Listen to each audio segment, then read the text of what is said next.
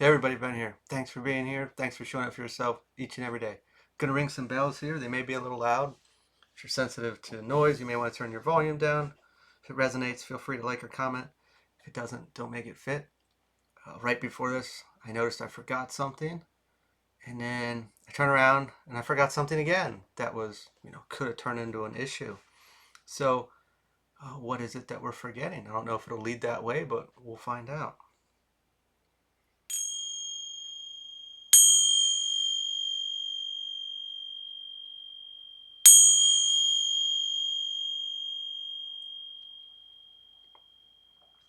So I see water running. That is the first thing that came to mind when I said forgot. It's not what took place, but leaving water run, it could have overfilled and made a mess. It's getting into this so-called mistake that we may have thought we made actually opened the door or turned into a blessing uh, indirectly, naturally.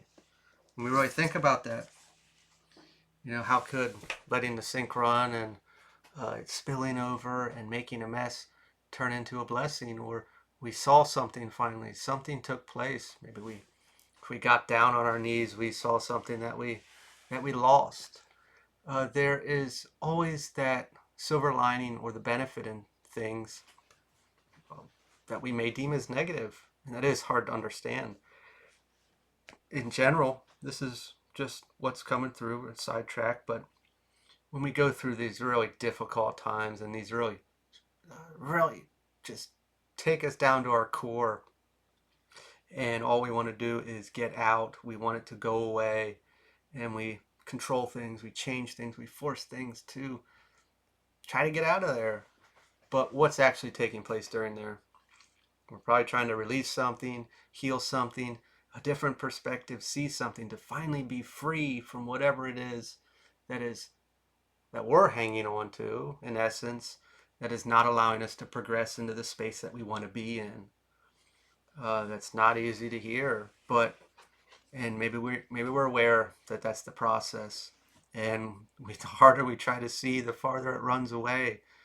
When do we uh, get out of our difficult minds and confuse everything with our own emotions and our experience?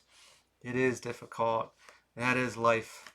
But there's always something taking place in that so-called mistake that we may have.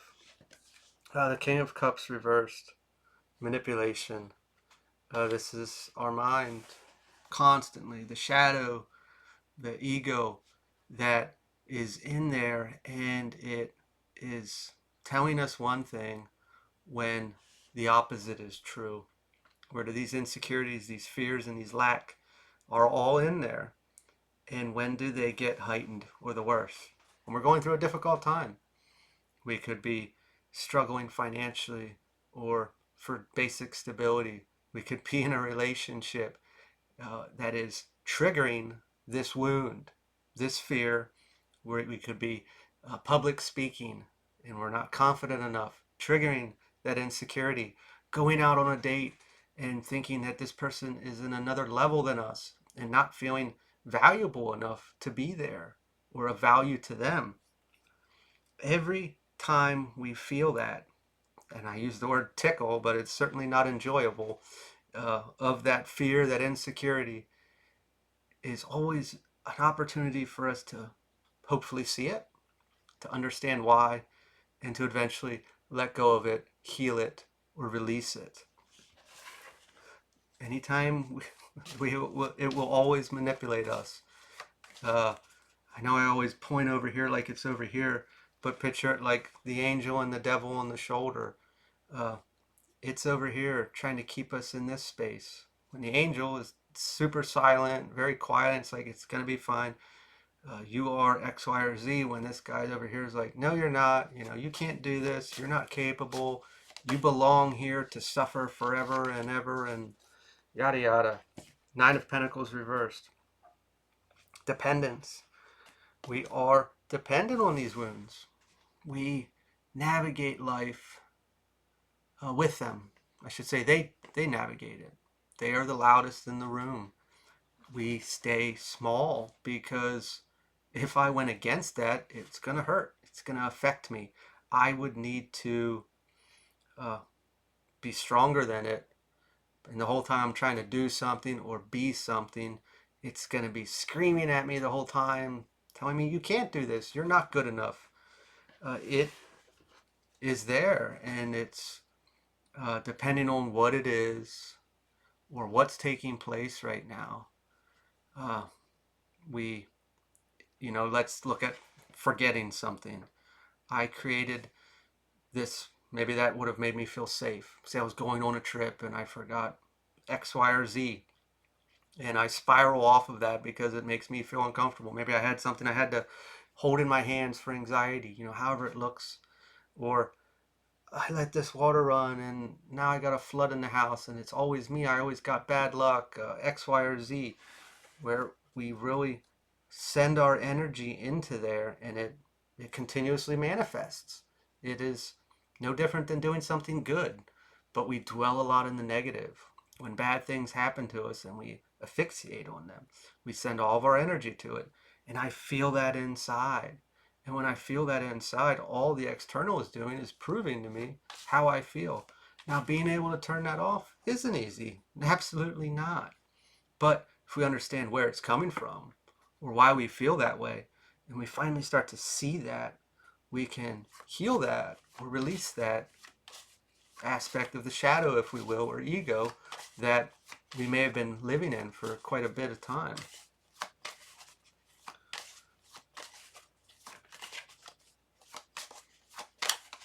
What else do we have here, Spirit? So we got the King of Pentacles popped out upright and then spun around the opposite way. Reliability to irresponsible. We just looking at that forgetful aspect or the blame, uh, or blaming ourselves for forgetting something, like whether it turned into something or not.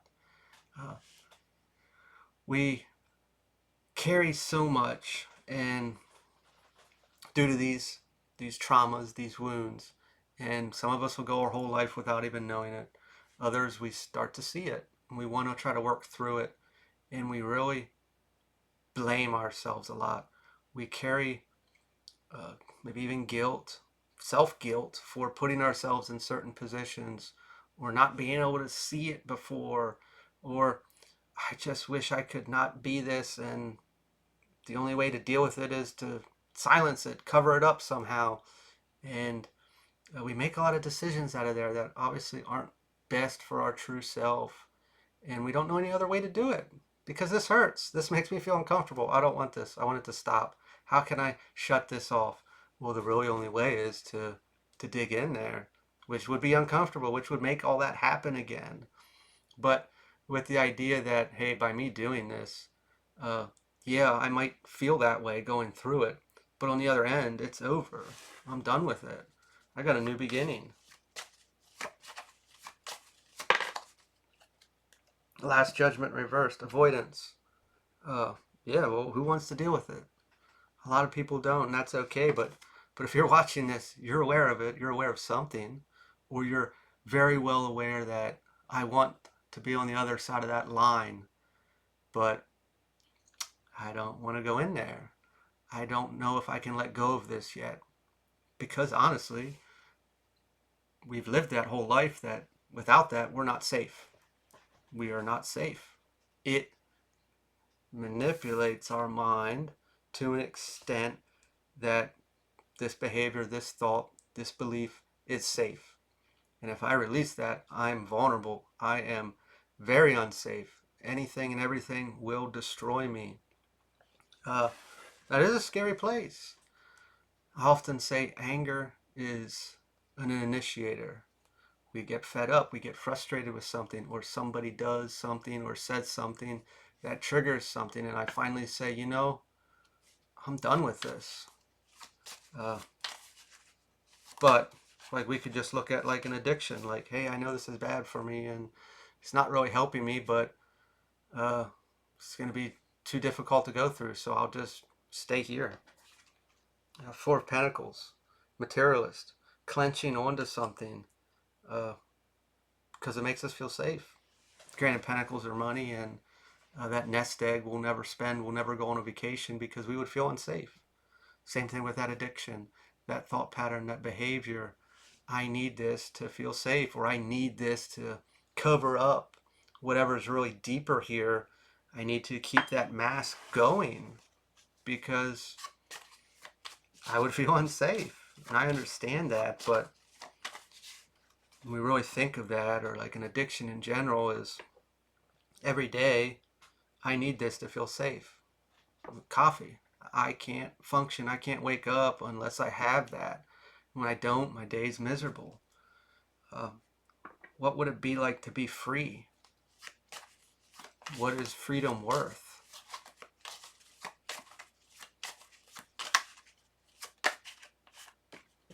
Three of Pentacles reversed. Ineffective team. Whatever it is, whether it is an addiction or a habit, a belief, obviously it's not benefiting us. We think it does, or maybe we really do know, and we just don't want to deal with it, which I understand. Eventually it comes a time, it gets louder, it'll push up against that shadow or that insecurity, that fear even more, until we finally have no choice but to let go of it. And uh, obviously that we could see that as a tower moment. You know, that's the universe, God, source, whoever you're subscribed to, coming in and saying, all right, we tried to help you get through this, and we're going to put you in a worse situation to make it even more unbearable. Just a wound in general of dependency, codependency in a relationship. It's going to get worse and worse and worse until we finally see it. The moon reversed. Suppression. Oh, keep covering it up. Keep trying not to deal with it. Uh, maybe we keep forgetting. That's that forgetting aspect. And then that one day, that forgetting turns into something we see as terrible, that tower moment, when really going through it would be extremely uncomfortable. But when we look back, we can see that that happened to grant me the ability to finally release this and be free. I'm going to leave this here. I don't know if that resonated with anybody, but if it did, feel free to like, comment, share, subscribe, and I will talk to y'all later.